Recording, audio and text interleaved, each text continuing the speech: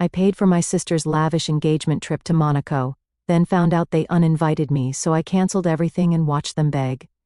Hey, so I guess I'll just jump into it. My name's Lauren, and I've always been the invisible one in my family.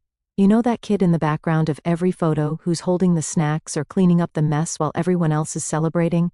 Yeah, that was me. Honestly, it all started when my little sister, Amber, was born. I was 5 years old when she came into the picture, and before that, I thought life was fine. I was just a kid, drawing on walls, watching cartoons, and getting all the hugs and bedtime stories. Then Amber showed up, and suddenly, it was like someone turned off the spotlight on me. Everything became about her. At first I thought, okay, babies are cute, they need a lot of attention, right? But this wasn't normal new baby stuff. My parents didn't just love Amber, they worshipped her. Mom would hold her up and say, "Look at our little star." Dad would beam like she'd just cured cancer. Meanwhile, I was over there like, hello? I drew this picture of a dinosaur, and my mom would glance at it and go, "That's nice, honey," before cooing over Amber's ability to burp on command. By the time Amber was 3 years old, she was the star of every family event. She took up ballet, and Mom would invite everyone over to watch her spin around in a tutu. I swear every single one of my relatives has a video on their phones of Amber doing some twirl in the living room, while I'm in the corner setting out cups of juice. "Lauren, help me with this," Mom would say, not even looking up as I passed out napkins and plates. The thing is, Amber was genuinely good at stuff. She was always picked first for talent shows or school plays. It was like she was born with this magnet that just pulled everyone in. And me? I was just there. I didn't hate her or anything, I just felt like I didn't exist. But it wasn't just the family stuff, it was everyday life too. I'd come home from school, ready to tell my parents about getting an A on my science project, and before I could even open my mouth, Mom would be like, "Lauren, take Amber outside to practice her cartwheels." No "Hi, how was your day?" or "Great job on your project, just go help Amber." And then there were the chores. Oh my God, the chores. I don't think Amber even knew where we kept the broom. If there were dishes in the sink, they were mine to clean. Laundry piling up? Guess whose job that was? I started learning how to cook at 8 years old because Mom was always too busy taking Amber to dance class. "You're the big sister," she'd say. "You need to set an example." It wasn't like I wanted a parade for folding socks, but it would have been nice to at least feel noticed. The only time anyone paid attention to me was when something went wrong. If Amber spilled juice on the carpet, it was because I didn't watch her closely enough. If she scraped her knee, it was because I wasn't careful. I don't know how I managed to be blamed for things, even when I wasn't in the room. One day, my teacher called home to tell my parents I'd been helping other kids with their math homework. I guess she thought they'd be proud or something. Instead, when I got home, my mom just said, "That's nice. Did you remember to clean the bathroom today? Like, are you kidding me? The bathroom?" The only real escape I had was school. I threw myself into my classes and signed up for as many clubs as I could, anything to stay out of the house. I even started going to the library after school just to avoid the constant "Lauren, can you do this for Amber?" Amber, meanwhile, was getting awards left and right. She had this shelf in the living room just for her trophies and medals. Dance competitions, talent shows, even some random art contests she entered once. If she so much as sneezed, Mom and Dad were clapping. And if I said anything about it, I was being negative or not supportive. One Christmas, I remember asking for a set of colored pencils, because I loved drawing. When I unwrapped my gift, it was a pack of basic pencils, the kind you'd find in a classroom supply box. Amber, on the other hand, got a brand new ballet bar and a custom leotard with her name embroidered on it. I don't even think she said thank you. The worst part was Amber wasn't even mean about it. Like, she wasn't a bully or anything. She just existed, and everyone else acted like that was enough. She didn't have to try, she didn't have to work. Everything was handed to her because she was Amber. I remember one time when I was about 12 years old, I asked my mom why Amber never had to do chores. Mom just shrugged and said, "She's so busy with her activities. You're good at keeping things in order, Lauren." That was it. No discussion, no consideration that maybe I was tired too. Alright, so by the time I was 13 years old, I'd pretty much accepted my role as the family sidekick. I wasn't the star, not even close. Amber was the sun, and I was like a distant planet just orbiting around her. It wasn't fair, but what could I do? Then one day, this opportunity came up at school. Our history teacher announced a weekend trip to the state capital. It was this big thing where we'd visit museums, the old courthouse, and even meet some local officials. They only picked a handful of kids, and somehow, I made the cut. I was so excited I thought I'd explode. When I got home, I handed Mom the permission slip and started rambling about how amazing the trip was going to be. She barely looked up from her tablet. That's nice, she said. Nice? I said, practically bouncing. Mom, this is huge. We're staying overnight in a hotel, and we get to visit the governor's mansion. They even said we'll get to see the archives. She finally glanced at the paper and frowned. Lauren, this is next weekend. Yeah, I know, I said. She shook her head and set the paper down on the counter. You can't go. Just like that, all my excitement deflated. What? Why not? Amber's got her gymnastics meet next weekend, she said, like it was the most obvious thing in the world. We'll need your help with costumes and snacks. I stared at her, waiting for the punchline, but she was serious. Mom, this is a school trip. It's educational. Can't you handle Amber's meet without me for once? She sighed, like I was being unreasonable. Lauren, don't be selfish. Amber needs you. Dad chimed in from the living room, not even looking away from the TV. Your sister's got a real future ahead of her, Lauren. You should be proud to support her. Proud? Was I supposed to feel proud packing granola bars and sewing sequins onto leotards? But this is important to me, I said, my voice cracking. Mom waved me off. You can go next time. There was no next time. The trip only happened every few years, and by the time it came around again, I'd be in high school. But they didn't care. They never cared. That weekend, while my classmates were taking selfies in front of historic landmarks, I was sitting on a metal bench in a crowded gymnasium, watching Amber do flips while Mom and Dad cheered like she was competing in the Olympics. I wanted to scream. Amber ended up winning a little medal for her age group. Mom made me take pictures of her holding it, grinning ear to ear. Isn't she amazing? Mom said, nudging me. Yeah, I muttered. Amazing. It wasn't long after that when Amber's gymnastics career hit a wall. She was practicing some complicated routine during class and fell off the beam. The crack her wrist made when she hit the floor still makes me cringe. Mom rushed her to the ER, and they came home with Amber's arm in a cast and a long list of instructions from the doctor. The fracture wasn't the worst part, though. The doctor said Amber might never fully regain her flexibility. Gymnastics was off the table, at least competitively. You'd think that would have been enough of a blow, but somehow my parents managed to make it worse. Mom was in tears, pacing around the living room. What are we going to do now? Gymnastics was her whole future. Dad sat in his chair rubbing his temples. This is a disaster. I was in the kitchen trying to do homework when Mom stormed in. Lauren, this is your fault. I blinked at her, completely stunned. What? You should have been supervising her warm-ups, she said, her voice sharp. I dropped my pencil. I wasn't even there. Exactly, she snapped. You should have been there to help her, but no, you're always so focused on yourself. This family is falling apart, and you're just sitting there doing homework like nothing happened. I didn't know what to say. It wasn't like I could argue, they never listened anyway. Dad piled on, of course. Maybe if you spent less time complaining and more time being part of this family, Amber wouldn't have gotten hurt. And that was it. I was grounded for a month. No TV, no phone, no hanging out with friends. Not that I had many to begin with. My world became school, chores, and the constant guilt trip from my parents. Amber, meanwhile, milked her injury for all it was worth. She'd lounge on the couch with her cast propped up, barking orders like, Lauren, can you get me some water?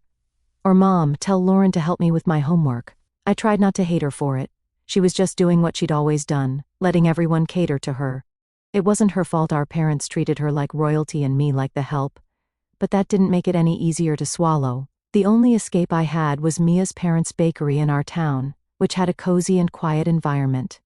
Mia and I would hang out there after school, helping out with small stuff like folding boxes or sweeping floors. Her parents, Scott and Donna, were the kind of people who actually noticed things. If I looked tired, Donna would ask if I'd eaten. If I did something well, Scott would give me a nod and say, "Good work, kid." It was such a small thing, but it meant everything to me. They made me feel like I mattered, like I was more than just someone's backup plan. The thing is, my parents could have been like that if they'd tried. But they didn't. They were so busy propping up Amber that they couldn't see me standing right in front of them, drowning in their expectations. I stopped expecting things to get better. If they hadn't noticed me by now, they never would by the time I hit 18 years old. I was just going through the motions. I didn't really talk to my parents unless I had to, and I spent as much time as possible at school, the library, or Mia's family's bakery. Home didn't feel like home anymore. It felt like a place I was stuck in until I could figure out how to leave. Senior year rolled around, and for the first time in forever, I felt a little bit of hope. I'd been working my butt off in school, and it finally paid off when I got accepted to a state university. It wasn't some Ivy League or anything, but it was solid, and it felt like my ticket out. Plus I got a partial scholarship, not enough to cover everything, but it was a start. I waited until dinner to bring it up because I figured that was the best chance to get their attention. Dad was carving up some roast chicken, and Amber was scrolling through her phone, like always. I slid the acceptance letter across the table. "I got in," I said, trying to keep my voice steady. Mom glanced at it, then looked back at her plate. "That's nice, Lauren." "Nice? I had worked for years to make this happen, and all I got was nice?" I pushed forward anyway. "It's not too expensive. I've already got a scholarship that covers part of the tuition. I just need a little help with the rest." Mom sighed, the way she always did when I asked for anything. "We're not taking out loans, Lauren. I'm not asking for loans," I said quickly. "I just need some help up front. I'll pay it all back. I'll even sign something if you want." Dad finally looked up. "College isn't for everyone, Lauren. Some people are better off getting jobs right away." Amber snickered, barely looking up from her phone. "Yeah, maybe you should have thought of that before wasting all that time on homework." I clenched my fists under the table. "This isn't a waste of time. I've already done the math. I'll graduate, get a job, and pay you back. I just need a little help to get started." Mom shook her head. "We don't have the money, Lauren. You need to be realistic. Maybe there's a job at the mall or something. Plenty of people do fine without college." I stared at my untouched plate, fighting back tears. They had the money. I knew they did.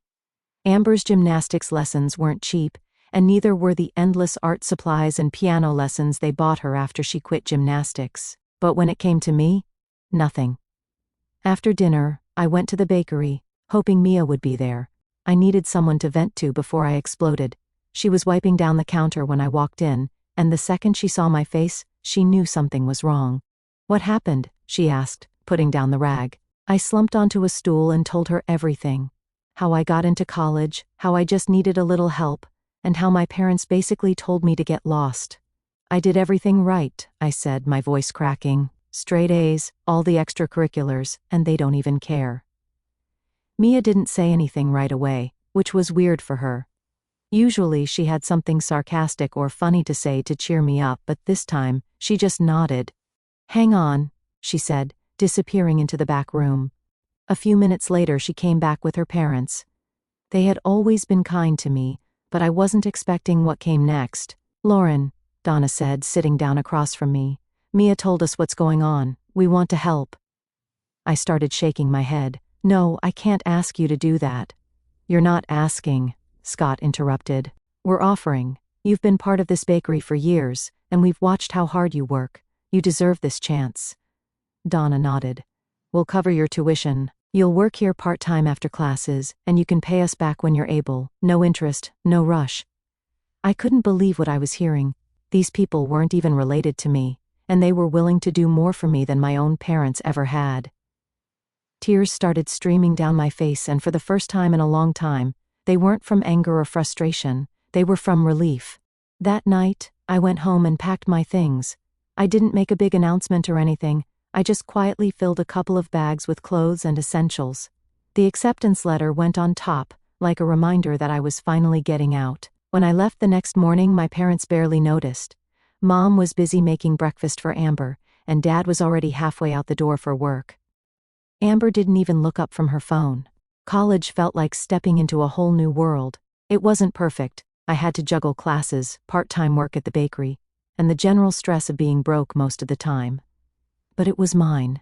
For the first time in my life, I wasn't cleaning up after anyone else or getting blamed for things I didn't do. I could finally just focus on me. My dorm was nothing fancy. It was small, the mattress was lumpy, and my roommate, Steph, had a habit of blasting country music at random hours, but we got along well enough.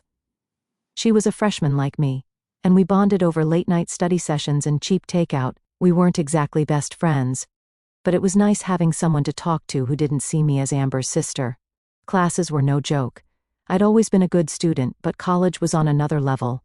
I was majoring in business administration, which sounded kind of boring at first, but the more I got into it, the more it clicked. A lot of the stuff we learned about budgeting, organization, and problem solving reminded me of what I'd been doing at the bakery, only now I was learning how to take it to the next level. Speaking of the bakery, it was still a big part of my life. I worked there a few evenings a week and most weekends, handling everything from taking orders to managing inventory. It wasn't glamorous, but I loved it. I felt like I was really contributing to something meaningful. Plus, the regulars were always fun to chat with. There was Mr. Peters, who came in every Saturday for a black coffee and a cinnamon roll, and the group of college kids who swore by our blueberry muffins. One day, Scott called me into the back office. My first thought was, oh God, what did I mess up? But instead of being in trouble, he handed me a clipboard and said, "You've been doing a great job, Lauren. We're thinking of expanding our catering business, and we want you to manage it." I stared at him, completely stunned. Me? Manage it? "You're organized, reliable, and you've got a good head for numbers," he said. "We trust you." I didn't know what to say. No one had ever trusted me with something so big before. "I won't let you down," I said, and I meant it. Taking on the catering business was a challenge, but it also felt like a turning point. I threw myself into it, creating schedules, managing orders, and even helping with marketing. I designed a flyer that we put up around campus, and within a few weeks we started getting calls for small events, study groups, club meetings, stuff like that. It wasn't huge, but it was a start, and every successful event felt like a win. Meanwhile, my classes started to make more sense too. Concepts that seemed abstract at first, like supply chain management or financial forecasting, started to click when I applied them to the bakery. I'd sit in lectures and think, oh, this is just like what I did with the catering schedule last week. It was like everything I was learning had a real-world application, and that made it so much easier to stay motivated. Of course, things weren't perfect. There were nights when I barely got any sleep because I was finishing an assignment or prepping for a catering event. And there were times when I felt completely burned out, questioning if all this effort was even worth it. But then I'd remind myself of why I was doing it. I wasn't just working toward a degree or a paycheck. I was building a life where I didn't have to rely on anyone else, where I didn't have to be anyone's doormat. Back home, things were distant. My parents rarely called, and when they did, the conversations were short and superficial. "How's school?" Mom would ask, and before I could answer, she'd launch into a story about Amber. That Thanksgiving, I went home for dinner out of obligation more than anything. Amber was sitting at the table, flipping through photos on her phone, while Mom bustled around, making sure everyone knew about Amber's newest art classes. I tried to tune it out, focusing on the mashed potatoes on my plate. But then Mom said something that made me freeze. "We've been saving for years to make sure Amber can go to the college of her choice." I stared at her, my fork hovering midair. "You've been saving for Amber's college?" Mom looked up, confused. "Of course. We've always wanted to give her the best opportunities." "The best opportunities, right?" The same parents who told me to get a job at the mall when I needed help for my tuition. The same people who couldn't be bothered to care about my grades or my plans. I didn't say anything else. I couldn't trust myself to speak without losing it. I finished my dinner in silence, the sounds of my family's laughter and chatter grating against my nerves. Amber, of course, looked pleased with herself, like it was only natural that our parents would prioritize her. That night, back in my childhood bedroom, I made a decision. If my parents didn't care enough about me to invest in my future, then fine. I wouldn't waste another ounce of emotional energy on them. From now on, our relationship would be strictly transactional. They didn't see me as their daughter, so I wouldn't act like one. It was easier than I thought to detach. The highlight of my sophomore year came when I crossed paths with Mr. Wallace. He showed up one evening, looking as sharp as ever in his tailored suit that screamed business. He ordered his usual coffee and muffin, and as I rang him up he smiled and said, "Lauren, right?" I blinked. Yeah, that's me." He nodded. "You've done a great job with this place. I've been watching how smoothly everything runs here, and it's impressive." "Thanks," I said, a little flustered. "It's a team effort, though." "Still," he said, handing me his card. "We're always looking for smart, hardworking people at my firm. If you're interested, give me a call when you graduate." I tucked the card into my pocket, my mind racing. A part of me wanted to jump on the opportunity right then and there, but I reminded myself that I still had 2 years of school left. Still, the fact that someone like him saw potential in me felt like a validation of everything I'd been working towards. By the end of sophomore year, I'd paid back every cent Scott and Donna had loaned me for tuition. It felt amazing to hand them that final check, knowing I'd kept my promise. For so long I'd been chasing validation from my parents, trying to prove I was worth something. But now I realized I didn't need their approval. I had people in my life who saw my value, and that was enough. By the time I hit junior year, I was cruising. Not in an easy way, life was still busy and exhausting, but I had found my rhythm. Classes were going well, I was making good money at the bakery, and the idea of a real future didn't seem so far away anymore. That's why it caught me off guard when my parents called one evening. I debated ignoring it, but something told me to pick up. "Hi, Mom," I said, bracing myself for whatever Amber-related update was coming. "Oh, Lauren," she said, her voice shaky like she'd been crying. "We need to talk." My stomach dropped. "What's going on?" "It's just," she sighed heavily. "Your dad made some bad investments, and things are tight right now. We're struggling to cover the bills." I blinked, unsure of what to say. My parents had never been the type to admit they were struggling. "I'm sorry to hear that," I said cautiously. "We were hoping you could help," she said quickly, "just until we get back on our feet. You've always been so responsible, and we know you're doing well now." There it was. They didn't care how I was doing, or what I'd been through to get to this point. They just wanted something from me. "What kind of help are you talking about?" I asked, trying to keep my voice neutral. "Maybe you could set up a credit card for us," she said. "Just something small to cover groceries and utilities. Nothing extravagant, of course." I sat there, staring at the stack of textbooks on my desk, the nerve of them, asking me for money after everything they'd put me through.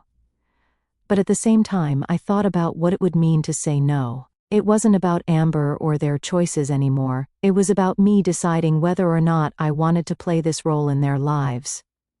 "All right," I said finally. "But it'll have limits. $1,500 a month, and that's it. Groceries, utilities, and essentials only." "Oh, thank you, sweetie," Mom gushed. "You don't know how much this means to us." The gratitude in her voice sounded genuine, but I didn't let myself get too comfortable. I knew how this would go. Setting up the card wasn't hard. I linked it to my account but made sure to monitor it closely. The first few months went surprisingly well. The charges were small: groceries, gas, the occasional dinner out at a mid-range restaurant. Nothing extravagant. For a moment, I thought maybe things would actually be different this time. Mom started calling more often, usually to give me updates about their expenses. "We're keeping it really modest," she'd say, "just the basics." Sometimes the calls would veer off into her usual updates, but I didn't engage much. Our relationship had become strictly about transactions, and I was okay with that. Amber, of course, wasn't thrilled about my involvement. "Why does Lauren have to know everything?" I overheard her snap on one of Mom's calls. "Can't you just let me handle it? You don't even work," Mom shot back. It was one of the few times I felt a small sense of satisfaction listening to them argue. Months turned into a year, and I started to loosen my grip on the situation. The charges stayed consistent, and I barely noticed the money leaving my account. It wasn't like I was struggling. Plus, I still had Mr. Wallace's business card in my wallet, waiting for graduation day. I guess I let myself get too comfortable, though, because the first red flag showed up on a random Tuesday. I was reviewing the credit card statement, like I did every month, and noticed a charge for $600 at some boutique clothing store. I called Mom immediately. "What's this?" "Oh, that's just a little something for Amber," she said, like it was no big deal. She needed a new outfit for an event. I pinched the bridge of my nose. "Mom, this card is for necessities, not clothes. She's meeting Ryan's parents this weekend. Mom argued she has to make a good impression. Ryan was Amber's new boyfriend, the latest in a long line of people my parents were enamored with. I hadn't met him, but based on Mom's endless gushing, he came from some wealthy family that owned luxury car dealerships. I just let it go. After my graduation, landing the job at Mr. Wallace's firm felt like stepping into another world. It was corporate, sure, but it wasn't stuffy. They respected my ideas, gave me projects that mattered, and paid me a salary I never dreamed I'd see. For the first time in my life, I wasn't scraping by. I could afford nice things. A reliable car, new clothes that didn't come from clearance racks, and even a sleek little apartment in the city. Word got back to my parents, of course. Mom called me not even a week after I started the job, her tone so sweet it almost made my teeth hurt. "Lauren, honey, we're just so proud of you. A big job at such a respectable company. We always knew you'd go far." "Uh-huh," I said, skeptical. I'd learned to read between the lines by now. "We've just been thinking," she continued, her voice getting that fake, casual tone that always meant trouble. "Now that you're doing so well, maybe we could increase the card limit just a little. You know, for emergencies." "How much is a little?" I asked, already dreading the answer. "Well, $2,500 seems reasonable, don't you think? Groceries are getting more expensive, and Amber's art classes aren't cheap." There it was. It wasn't about groceries or utilities. It was about Amber. It was always about Amber. "No," I said flatly. Mom laughed nervously, like she thought I was joking. "Lauren, don't be so stingy. You're making plenty now. We're family." "Exactly," I said, "which is why I'm already giving you $1,500 a month. That's more than enough for necessities." She didn't argue outright, but I could hear the disappointment in her voice when she said, "All right, if that's how you feel." I thought that was the end of it, but the entitlement only grew. Suddenly, every phone call was about how much I was thriving and how proud they were of me, always followed by some not-so-subtle hints about what else I could do for them.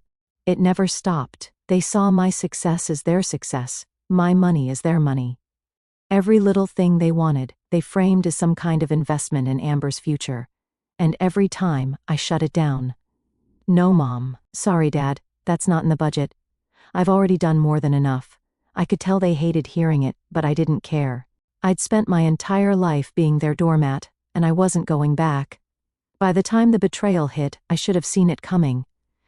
I mean, how many chances can you give people before they show you who they really are?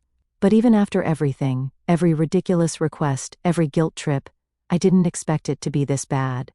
It started with a photo. I was at work, flipping through reports, when my phone buzzed with a notification. It was Amber's Instagram. Normally, I ignored her posts because they were always the same, her posing in some expensive outfit or bragging about her latest achievement. But this one caught my eye because it was so over the top, even for her. The caption read, "Engaged. Blessed to celebrate with family in Monaco. So grateful. #family first." The picture was worse. Amber was standing on the deck of a luxury yacht, wrapped around some guy who I assumed was Ryan. My parents were there too, grinning like they just won the lottery. And to top it off, there were two other people I didn't recognize, probably Ryan's parents. The backdrop was pure Monaco. Bright blue waters, sleek yachts, and the kind of skyline you only see in movies. My stomach sank as I kept scrolling through the post. It didn't take long to piece it together. They were on a week-long trip to Monaco, celebrating Amber and Ryan's engagement. My parents, Amber, Ryan, and his family, all living it up in one of the most expensive places on earth. And the best part? They'd done it all with my money. A quick check of my banking app confirmed it. First-class flights for 6 people, €18,000. Yacht rental for the week, 25,000 euros, dinners at Michelin-starred restaurants, spa appointments, private tours of Monte Carlo. It added up to over 50,000 euros. I couldn't believe it. I'd given them a card for groceries and utilities, and they'd used it to fund a dream vacation to Monaco. A vacation I wasn't even invited to. I called Mom immediately. She answered on the second ring, her voice annoyingly chipper. "Hi, sweetie. How's work? Where are you?" I asked, trying to keep my voice steady. There was a pause. I could hear faint music and waves in the background. "Oh, we're just taking a little break. You know how stressful things have been lately." "A little break?" I snapped. "You're in Monaco with Ryan's family using my money." The silence on her end was deafening. Finally, she muttered, "Lauren, don't be dramatic." Dramatic? My voice was shaking now. You maxed out the card. You spent over 50,000 euros without telling me on a trip I wasn't even invited to. You didn't need to be here, she said defensively. This was about Amber and Ryan. It's their moment. Before I could respond, I heard Amber's voice in the background. Is that Lauren? Let me talk to her. There was some shuffling, and then Amber was on the line. Lauren, she said, her tone dripping with annoyance. Can you not ruin everything for once? This trip is important. Ryan's parents are here, and they need to see that we're a successful, supportive family. I laughed bitterly. A successful family? You don't even have jobs. You're living off my money. Oh, please, she scoffed. You make plenty. What's 50 grand to you? It's not like you're struggling. It's my money, I shot back, and you didn't even ask. Amber didn't miss a beat. Well, maybe if you weren't so bitter all the time we'd include you, but honestly, you don't fit in here. You'd just make it awkward. My jaw dropped. Awkward? I'm the reason you're even on this trip. You couldn't afford this if it weren't for me. Exactly, Amber said coldly. That's all you're good for. You're not part of this family, you're just a wallet. The line went dead before I could respond. I stared at my phone, my chest tight with anger and disbelief. It wasn't just about the money anymore, it was about the fact that they didn't even see me as a person. To them, I was just a tool they could use and discard when they were done. I opened the banking app again, my hands shaking with every click. I felt a weight lifting off my shoulders. First, I canceled the yacht rental, then the spa appointments, private tours, and the Michelin-starred dinners. Finally, I canceled their return flights. I didn't stop there. I deactivated the card entirely, making sure they wouldn't be able to charge another penny. It didn't take long for the fallout to start.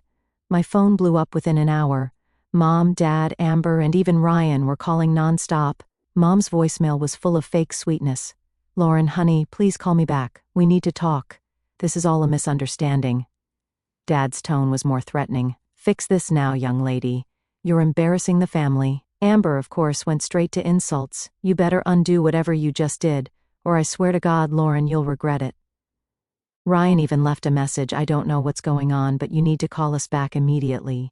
I didn't respond to any of them. Instead, I blocked their numbers and logged out of social media for the night.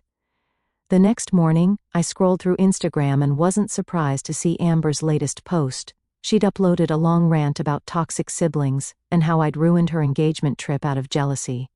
The comments were exactly what you'd expect. Her friends chimed in with supportive messages like, "What kind of sister does that? And you're better off without her." But I wasn't about to let her control the narrative. I posted my own response, complete with screenshots of the charges and the messages they'd sent me. So yes, I canceled everything, I wrote. Actions have consequences. It didn't take long for the tide to turn. People started calling Amber out for her entitlement, and some even shared my post. By the end of the day, her comment section was full of strangers telling her to grow up. Through mutual friends, I found out what happened next.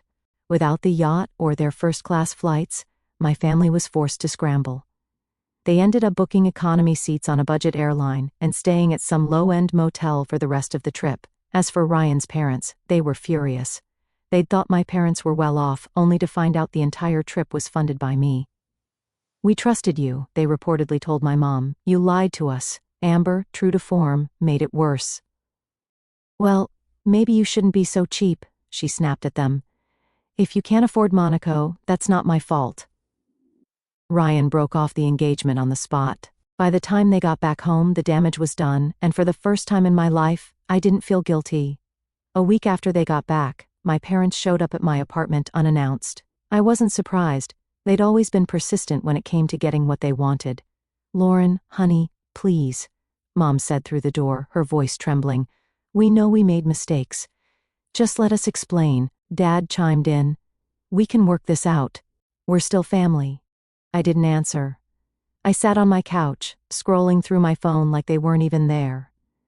After about 20 minutes of knocking and pleading, they finally left. Later, my building manager told me they'd tried to convince him to let them in, claiming it was an emergency. He called me first, and I told him to send them packing. That night, I called Mia and invited her over for takeout. "You're famous, you know," she said, grinning as she scrolled through her phone. "Your post got shared in a bunch of family drama groups. People are calling you a hero for standing up to them." I laughed. "Great, that's all I need. Strangers rooting for me to ruin my family's life." "Ruin?" Mia raised an eyebrow. "They did this to themselves. You just stopped letting them walk all over you."